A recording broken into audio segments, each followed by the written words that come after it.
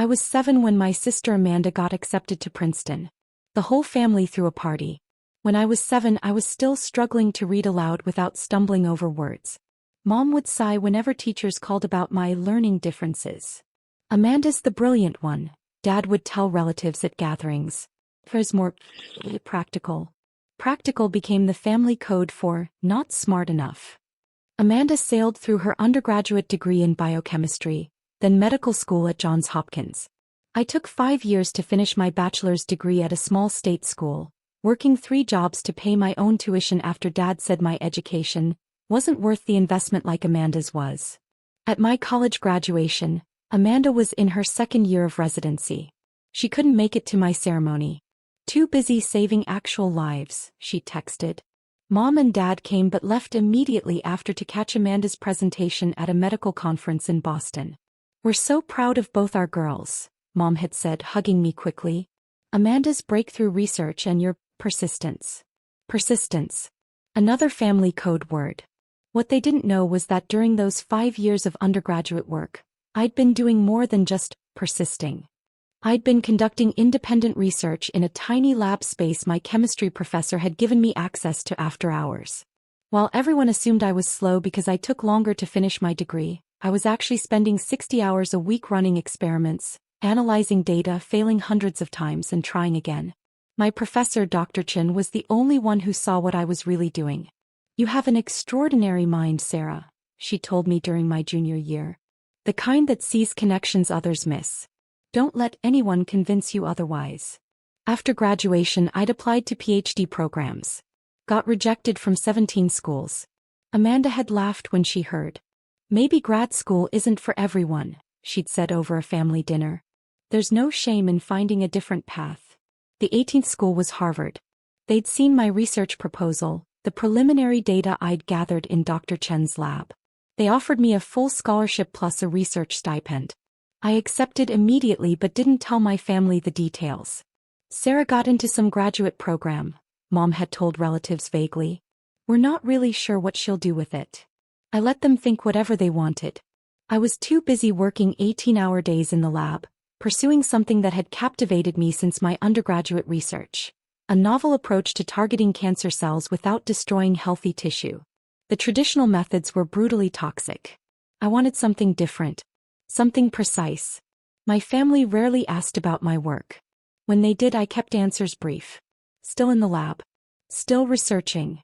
They'd nod politely and change the subject to Amanda's latest achievement, her promotion to attending physician, her publication in the New England Journal of Medicine. 5 years into my PhD program, I had my first major breakthrough. The compound I'd been developing showed unprecedented results in laboratory models, destroying cancer cells with 97% specificity while leaving healthy cells completely untouched. Dr. Chen, now my doctoral advisor, stared at the data for 10 minutes straight. Sarah, do you understand what this means? Her hands were shaking. This could change everything. I defended my dissertation 3 months later. Dr. Sarah Williams, PhD in biochemistry, Harvard University. My parents came to the defense but seemed confused by the presentation. Very technical, Dad had said afterward. I'm sure it's impressive to other scientists. Amanda hadn't come at all. Can't get away from the hospital, she texted. After graduation, Harvard offered me a position as assistant professor and gave me my own research lab. At 29, I was one of the youngest faculty members in the department. My family's response was muted. That's nice, dear, Mom had said. Amanda just made chief resident. I spent the next 3 years refining my research, conducting clinical trials, publishing papers in the most prestigious journals in the field. The results were extraordinary. The pharmaceutical companies started calling. The patent attorneys got involved. My family still had no idea. Every family gathering was the same. Amanda's achievements took center stage. My work was an afterthought, something they didn't understand and didn't really try to. Last Thanksgiving, I'd shown up to my parents' house alone as usual. Amanda arrived with her fiancé, Mark, a successful cardiologist. The house was decorated with "Congratulations Amanda and Mark" banners. They'd just gotten engaged. Sarah. Mom had greeted me at the door. You're early. We're still setting up for Amanda's engagement celebration. I'd known about the engagement for 3 weeks. No one had mentioned they were turning Thanksgiving into Amanda's party. I brought a pie, I said, holding up the dessert I'd made at 3 that morning after leaving the lab. Oh, how sweet. Just put it in the kitchen. Amanda's caterer brought most of the food. The house filled with relatives. Everyone wanted to hear about Amanda's engagement, her recent promotion to assistant chief of medicine, her upcoming paper in JAMA. I sat on the couch answering polite questions about my work with vague responses. Still doing research? Uncle Tom asked. That's nice. Steady work, I suppose. Amanda held court in the center of the room, her engagement ring catching the light. Mark stood beside her, proud and attentive. They made a striking couple, successful, confident, clearly going places. Sarah's still at her little lab, I heard Amanda tell a cousin. Very dedicated to her experiments. It's admirable really how she's found her niche. Her niche. Like I was a strange creature that had found a small hole to hide in. Dinner was served at a long table. Amanda and Mark sat at the head with my parents. I was at the far end between my teenage nephew and my aunt who was mostly deaf. The conversation flowed around me, a river I wasn't really part of. Amanda, tell everyone about your latest patient success, Mom prompted, beaming. Amanda launched into a story about a complicated cardiac surgery case she'd consulted on. Everyone listened with rapt attention. When she finished, applause broke out. Incredible, Dad said, his voice thick with pride. Our daughter saving lives. I took another bite of turkey. In my pocket my phone buzzed. I ignored it. It was probably the lab. Something always needed attention. Sarah, are you still doing those experiments? Aunt Carol asked loudly from across the table. The ones with the mice? Cellular research, I corrected gently. Not mice. Cell cultures mostly. That's nice, dear. Do you get to use microscopes? Amanda laughed. Sarah's been staring through microscopes for years, Aunt Carol. It's very detail-oriented work. Requires a lot of patience. She smiled at me, a smile that didn't quite reach her eyes. Sarah's always been patient. Persistent. There was that word again. Must be very different from real medicine, Mark commented. Amanda tells me you're still working on your theories? Not theories, I said quietly. Evidence-based research. Right. Of course. He took a sip of wine. Still must be nice to work in a lab. Less pressure than clinical medicine. No life or death decisions. My phone buzzed again. And again. I excused myself from the table and checked it in the hallway. 7 missed calls from Dr. Chin. 12 from the Harvard Dean's office. 3 from numbers I didn't recognize. I stepped into the bathroom and called Dr. Chin back. Sarah. Thank God. Where are you? Her voice was breathless with excitement. My parents' house. Thanksgiving dinner. What's wrong? Wrong? Nothing's wrong. Everything's right. The patent office called. Sarah, they approved it. All of it. The compound, the delivery mechanism, the entire treatment protocol. And the pharmaceutical companies, there's a bidding war. The lowest offer so far is $3.2 billion. I sat down on the edge of the bathtub. $3.2 billion? And that's just the starting point. The FDA fast-tracked the clinical trials based on your phase 2 results. Sarah, they're calling it the biggest breakthrough in cancer treatment in 50 years. The Harvard Medical School dean wants to speak with you immediately. The Nobel Committee's office has been trying to reach you. CNN, the New York Times, they're all calling the university. Where are you? We need you back here. I'm at Thanksgiving dinner. Sarah, you need to get back to Cambridge. There's a press conference scheduled for Monday morning. This is happening. Your treatment is going to save millions of lives. I looked at myself in the bathroom mirror. Same person I'd always been. Same face my family had always dismissed as the less impressive daughter. I'll be there Sunday night, I said. Let me finish dinner with my family first. Your family must be so proud, Dr. Chin said. This is extraordinary. I hung up and returned to the table. Amanda was now telling a story about a difficult patient, demonstrating her brilliant bedside manner. Everyone laughed at the appropriate moments.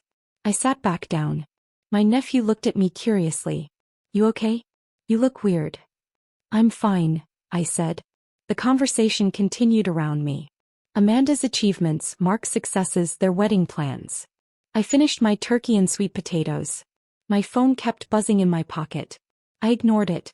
After dinner we moved to the living room for dessert. Amanda's engagement cake took pride of place, a towering confection decorated with sugar flowers. My pie sat to the side, mostly untouched. "Sarah, you've been awfully quiet," Mom said as she served cake. "Everything okay with your research?" "It's fine," I said. "Still playing with test tubes?" Uncle Tom chuckled. "When are you going to do something real with that fancy degree?" Amanda cut in before I could respond. "Sarah's very committed to her work. It's just different from clinical practice. More theoretical." She turned to me with that same not quite kind smile. "Are you still trying to solve cancer? That's been your pet project for years, right?" "I work in oncological research, yes." "So ambitious," she said, and somehow made it sound like a criticism. "Stop pretending to be a scientist, Sarah. We all know basic research is where people go when they can't handle real medicine." The room got quiet. A few uncomfortable laughs. Mom jumped in quickly. "Now, Amanda." "No, I'm serious," Amanda continued, warming to her topic. Her success had made her bold, confident in her superiority. "Sarah's been in that lab for 8 years now? And what's come of it? A few published papers no one reads? Meanwhile, I'm actually saving lives every day in the hospital." She looked around the room, gathering support. "I'm just saying what everyone's thinking. Maybe it's time Sarah considered a different path. Maybe try vocational school instead. Nothing wrong with being a lab technician. Very respectable work." Mark nodded supportively. "Amanda has a point. Academic research is fine for some people, but clinical medicine is where you actually make a difference." Dad shifted uncomfortably. "Well, Sarah's always been more suited to the background work. Not everyone can handle the pressure of patient care like Amanda." "Exactly," Amanda said. "Sarah's found her level. There's no shame in that. She's good at following protocols, doing repetitive tasks. Very detail-oriented." She said it like she was complimenting a particularly well-trained assistant. I smiled politely and said nothing. My phone was vibrating continuously now. The Harvard Dean's office. A 617 number I recognized as the university president. "The thing is," Amanda continued, emboldened by my silence, "some people are meant to lead, to innovate, to be at the forefront of medicine. And some people are meant to be support staff. Sarah's more the support staff type. I've always known that about her." "She tried so hard to keep up with you," Mom said, meaning well but making it worse.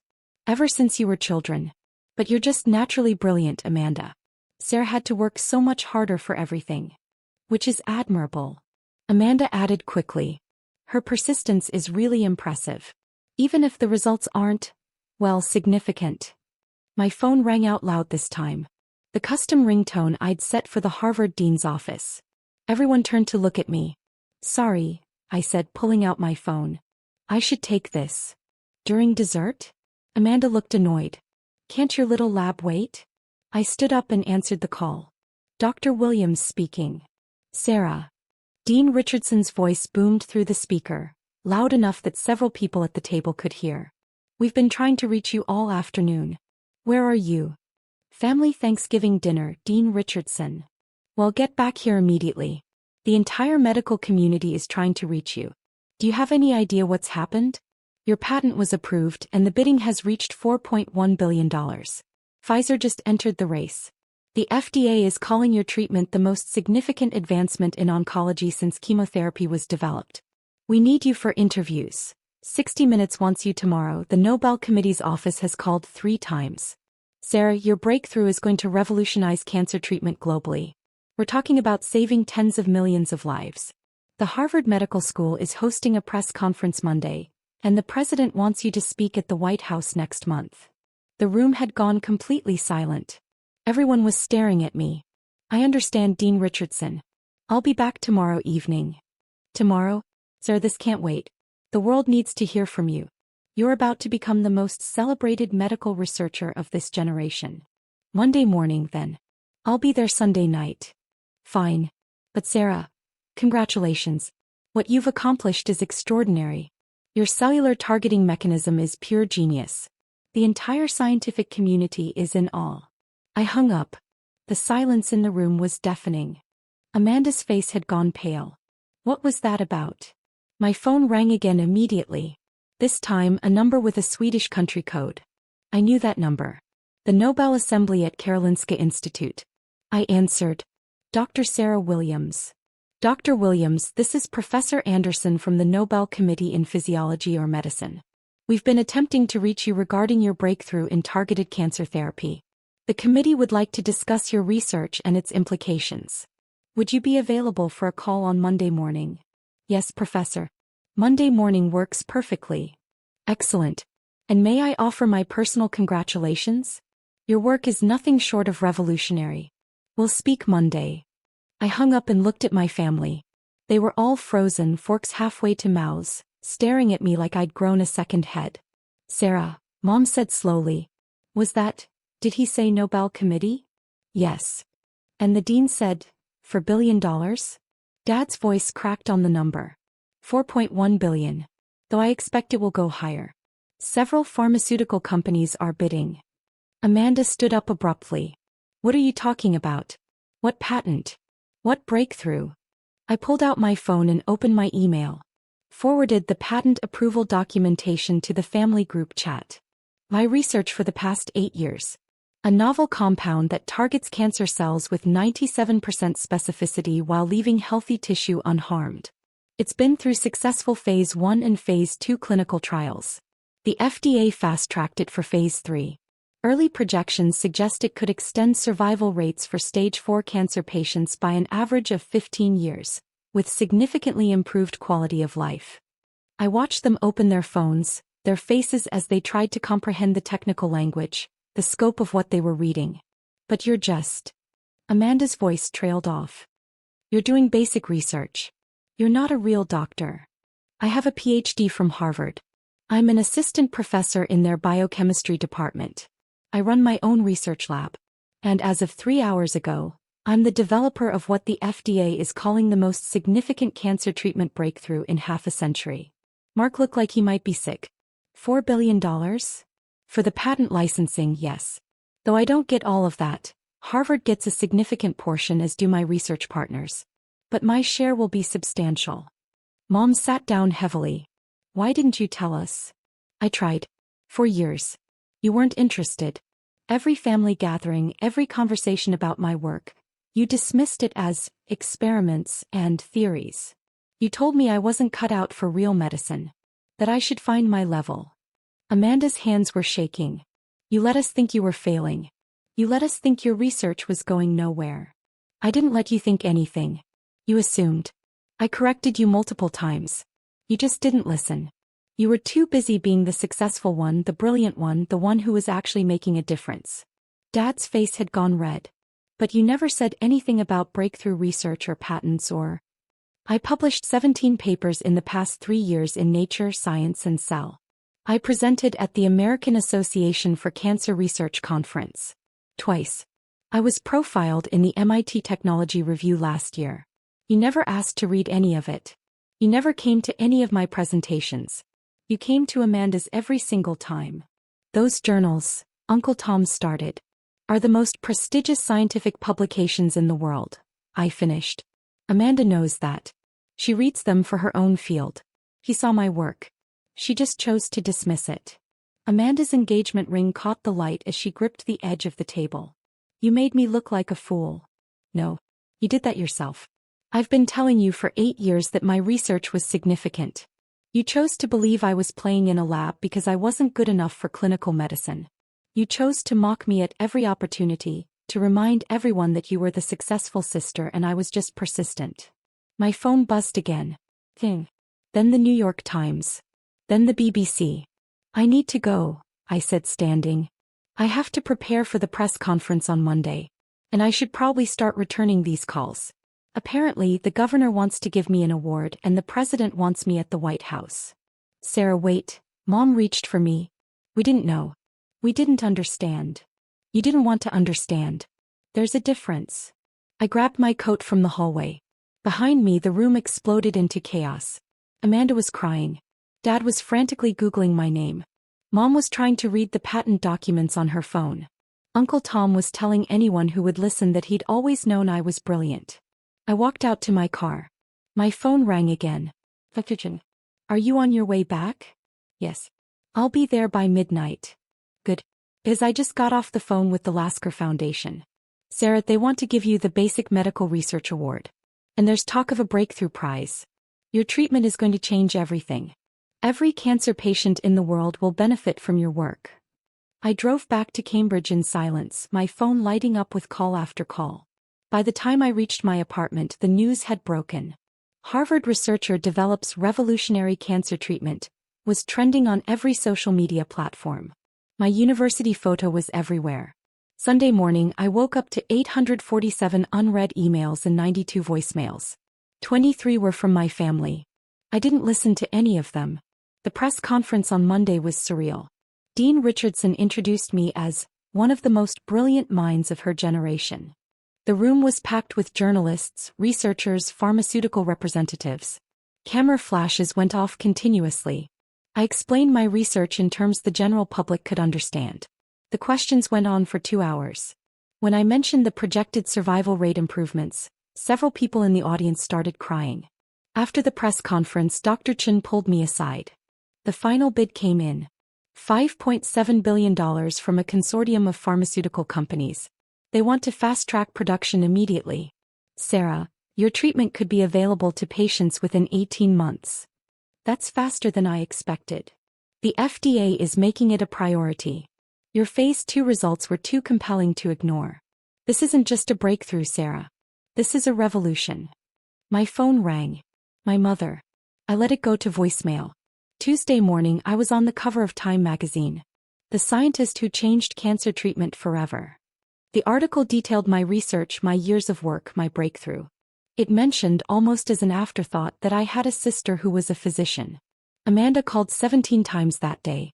I didn't answer. Wednesday, I received a formal invitation from the White House. The president wanted to present me with the National Medal of Science. The ceremony would be in 2 months. Thursday, my mother showed up at my lab unannounced. Security called me down to the lobby. Sarah, please. We need to talk. I'm very busy, Mom. I have interviews with the BBC and The Economist this afternoon. I know we made mistakes. I know we didn't appreciate what you were doing. But you're still our daughter. We're still your family. Am I? Because for the last 15 years, you've made it very clear that Amanda was the daughter worth celebrating. I was just the persistent one. The one who wasn't quite good enough. That's not true. It is true. You said it yourself over and over again. You just didn't expect me to succeed despite your dismissal. You thought I'd accept my place as the lesser daughter and be grateful for whatever scraps of attention you offered. He was crying now. Please don't shut us out. Amanda's devastated. She didn't understand. None of us did. Because you didn't try to understand. I gave you every opportunity. You chose to believe I was failing because it was easier than accepting that I might be succeeding in ways you couldn't measure. What do you want us to do? I looked at her, this woman who had raised me, who had loved me in her way, but who had always found me somehow lacking compared to my brilliant sister. I want you to go home. I want you to think about the last 15 years. Every dismissal, every assumption, every time you chose not to ask about my work because you'd already decided it wasn't important. And then I want you to ask yourself why it took a $4 billion patent and a call from the Nobel Committee for you to see me as someone worth your attention. Sarah. I need to get back to my lab. I have work to do. Work that's going to save millions of lives. The work you told me was just experiments. I walked away back to my lab, back to my research. My phone kept ringing. Dad, Uncle Tom, Aunt Carol. Relatives I hadn't heard from in years, suddenly wanting to congratulate me, to tell me they'd always believed in me. I silenced them all and got back to work. The Nobel Prize announcement came in October. Nobel Prize in Physiology or Medicine, for the development of novel targeted cancer therapeutics. I was the youngest woman to ever receive it. Amanda sent flowers to my hotel in Stockholm. The card read, "I'm sorry. I'm so proud of you." I left the flowers in the room when I checked out. At the Nobel banquet, I sat next to a physicist who'd won for his work on quantum computing. "Your family must be incredibly proud," he said. "I suppose they are now," I said. Though they weren't particularly interested until it came with a $1 billion price tag and international recognition. He laughed. The curse of the scientist. No one understands what we do until it changes the world.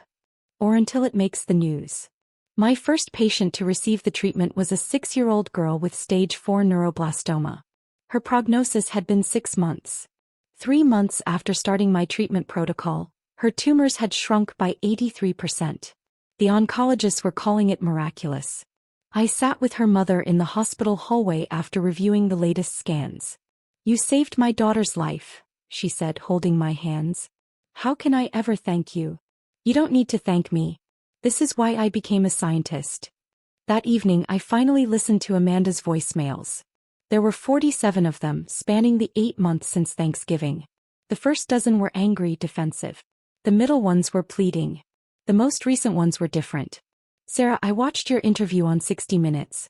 The part where you talked about watching cancer take our grandmother when we were kids, and deciding then that you'd find a way to fight it. I'd forgotten that. I'd forgotten that you were the one who held her hand during chemo. I was too squeamish. You were 11 years old and you were already braver than I ever was." I saved that voicemail but didn't call her back. The treatment went into full production 14 months after the patent approval. It was made available worldwide with subsidized pricing for developing nations. The pharmaceutical consortium projected it would reach 10 million patients in the first year alone. At my lab, we were already working on the next generation of targeted therapies. Pancreatic cancer. Glioblastoma. The aggressive cancers that still had dismal survival rates. I had a team of 12 researchers now, a state-of-the-art facility, unlimited funding. "You could retire," Dr. Chin said one evening as we reviewed data. "You've made enough money to never work again. You've achieved more than most scientists dream of. You've won the Nobel Prize, for God's sake. And leave all this?" I gestured at the lab, the equipment, the research that would save thousands more lives. "This is what I was always meant to do. My family just couldn't see it." "Have you talked to them?" "My mother sends emails. Amanda calls every few weeks. I mostly don't respond." "They're trying, Sarah. They're trying now because I succeeded in spite of them. Where were they when I needed support? When I was working 3 jobs to pay for college because Dad said I wasn't worth the investment. When I was defending my dissertation to a room full of skeptical professors and my family couldn't be bothered to understand what I was presenting. They didn't believe in me then. I don't need them to believe in me now." Dr. Chin was quiet for a moment. "That's your choice. But holding on to anger won't make the research better." "I'm not angry. I'm just done pretending we're a close family. They taught me that love is conditional, that worth has to be proven in terms they understand. I've proven it now. But I don't need their validation anymore." 2 years after the patent approval, I was invited to speak at a cancer survivors conference. 3,000 people filled the auditorium, all of them alive because of the treatment I'd developed. Some had been given months to live. They'd now been cancer-free for a year, 2 years longer. A woman approached me after my speech. She was in her 40s, vibrant and healthy. "I was diagnosed with stage 4 ovarian cancer 3 years ago.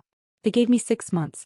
I've now been in complete remission for 18 months, thanks to your treatment. I got to see my daughter graduate high school last week. I'm going to walk her down the aisle next summer. You gave me that." I hugged her, this stranger whose life I'd saved, and felt the weight of what I'd accomplished settle into my bones. This was worth more than any Nobel Prize, any patent, any amount of money. This was why I'd spent all those years in the lab while my family dismissed my work as unimportant. My mother showed up at that conference.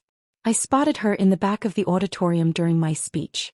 Afterward, she waited while I greeted survivors, signed books, answered questions. She waited for 2 hours. Finally, the crowd dispersed. She approached slowly like she was afraid I'd run. "Hi, Sarah." "Mom. That was an incredible speech. Those people, all those lives you've saved. What are you doing here?" "I came to see you. To really see you this time. Not as Amanda's little sister or the daughter who took longer to graduate. As Dr. Sarah Williams, the scientist who changed the world." I looked at her, this woman who'd raised me but never quite understood me. "It's too late for that," I said quietly. "You had 32 years to see me. You chose not to. You don't get to show up now and claim pride in my accomplishments when you spent decades telling me I wasn't good enough." "I never said that." "You said it constantly. Maybe not in those exact words. But every time you dismissed my work, every time you compared me unfavorably to Amanda, Every time you couldn't be bothered to ask about my research. You told me I wasn't worth your attention. You told me I wasn't good enough to deserve your pride. He was crying. I didn't know. I didn't understand what you were doing. You didn't try to understand. That's the difference. Amanda's work was easy for you to understand because you could see immediate results. Patients getting better, lives being saved right away. My work took time. It required faith that I was building toward something meaningful. You never had that faith in me. I'm sorry. I know you are. But sorry doesn't give me back those years. Sorry doesn't erase the damage. You taught me that my worth had to be proven by external validation. That I had to achieve something spectacular before I deserved your love. And you know what? I achieved it. I exceeded every possible measure of success. But I did it without your support, and I don't need it now. I walked away, back to my hotel, back to my research notes, back to the work that had always mattered more than family approval. The following Thanksgiving I didn't go home. I spent it in my lab with my research team, running experiments on our new compound for pancreatic cancer treatment. We ordered Chinese food and worked until midnight. It was the best Thanksgiving I'd ever had. Amanda showed up at my lab in December, unannounced. Security called again. Tell her I'm not available, I said. She says it's important. She says she'll wait as long as it takes. I sighed. Fine. 10 minutes. She looked different. Smaller, somehow less confident. The brilliant surgeon who'd always been so sure of her superiority now seemed unsure, almost fragile. Thank you for seeing me. You have 10 minutes. I've been in therapy. For 6 months now. Working through why I needed to put you down to feel successful. Why I couldn't celebrate your achievements. Good for you. The therapist said I was threatened by you. That I saw your intelligence and determination and felt inferior, so I had to minimize your success to protect my ego. She said I was always competing with you, even when you weren't competing with me. That's between you and your therapist. Sarah, I'm trying to apologize. Really apologize. Not because you won a Nobel Prize or made billions of dollars. But because I was a terrible sister. Because I spent our entire lives tearing you down when I should have been building you up. Okay. Okay? That's all you have to say. What do you want from me, Amanda? Forgiveness? Reconciliation? A relationship where we pretend the last 15 years didn't happen? I don't have the energy for that. I'm too busy saving lives. The work you said wasn't real medicine. I was wrong. Yes, you were. And maybe someday that will matter to me. But right now, I have research to complete, patients who need treatment, and a world that's finally taking women in science seriously because of what I've accomplished. I don't have time to manage your guilt. I miss you. You miss the idea of me. The little sister who was supposed to stay in her place, who was supposed to be grateful for scraps of attention. You don't miss the real me because you never knew the real me. You were too busy being the star to notice I was becoming the sun. I walked back to my lab, leaving her standing in the lobby. My 10 minutes were up. 3 years after that Thanksgiving dinner, I was named one of Time magazine's 100 most influential people in the world. The profile was written by a Nobel laureate in chemistry. It called my cancer treatment the most significant medical breakthrough of the 21st century, and predicted it would save over 100 million lives in the next decade. My family sent congratulations.